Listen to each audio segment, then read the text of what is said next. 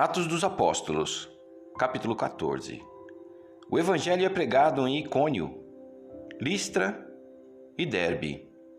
Sucesso e perseguições. A volta a Antioquia. E aconteceu que em Icônio entraram juntos na sinagoga dos judeus e falavam de tal modo que creu uma grande multidão, não só de judeus, mas de gregos. Mas os judeus incrédulos incitaram e irritaram contra os irmãos os ânimos dos gentios. Detiveram-se, pois, muito tempo, falando ousadamente acerca do Senhor, o qual dava testemunho à palavra da sua graça, permitindo que por suas mãos se fizessem sinais e prodígios. E dividiu-se a multidão da cidade, e uns eram pelos judeus e outros pelos apóstolos. E havendo um motim, tanto dos judeus como dos gentios, com os seus príncipes, para os insultarem e apedrejarem. Sabendo-o eles, fugiram para Listra e Derbe, cidade de Licaônia, e para a província circunvizinha, e ali pregaram o evangelho. E estava sentado em Listra certo valão leso dos pés, coxo desde o ventre da sua mãe, o qual nunca tinha andado. Este ouviu falar Paulo, que fixando nele os olhos e vendo que tinha fé para ser curado, disse em voz alta: levanta-te direito sobre os teus pés. E ele saltou e andou. E as multidões, vendo o que Paulo fizera, levantaram a sua voz, dizendo em língua licaônica: fizeram-se os deuses semelhante aos homens, e desceram até nós. E chamaram Júpiter a Barnabé, e Mercúrio a Paulo, porque este era o que falava.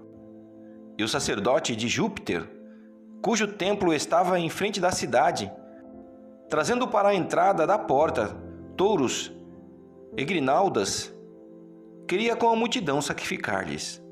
Ouvindo, porém, isto, os apóstolos Barnabé e Paulo rasgaram os seus vestidos e saltaram para o meio da multidão, clamando e dizendo: varões, por que fazeis essas coisas?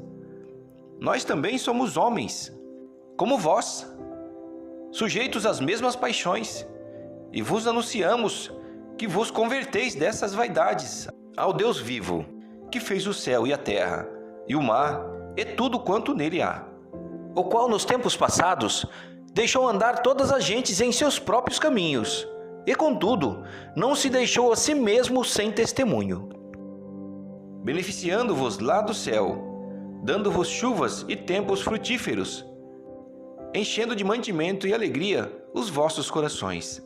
E dizendo isso com dificuldade, impediram que as multidões lhes sacrificassem.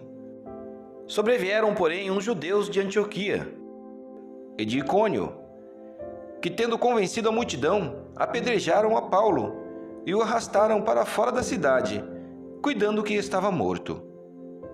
Mas, rodeando-o os discípulos, levantou-se e entrou na cidade. E no dia seguinte saiu com Barnabé para Derbe. E tendo anunciado o evangelho naquela cidade, e feito muitos discípulos, voltaram para Listra, e Icônio e Antioquia, confirmando os ânimos dos discípulos, exortando-os a permanecer na fé, pois que por muitas tribulações nos importa entrar no reino de Deus. E havendo-lhes por comum consentimento eleito anciãos em cada igreja, orando com jejuns, os encomendaram ao Senhor em quem havia crido.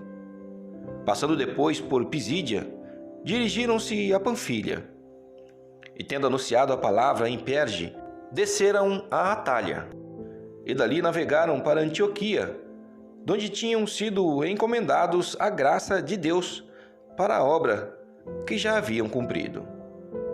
E quando chegaram e reuniram a igreja, relataram quão grandes coisas Deus fizera por eles, e como abriram aos gentios a porta da fé.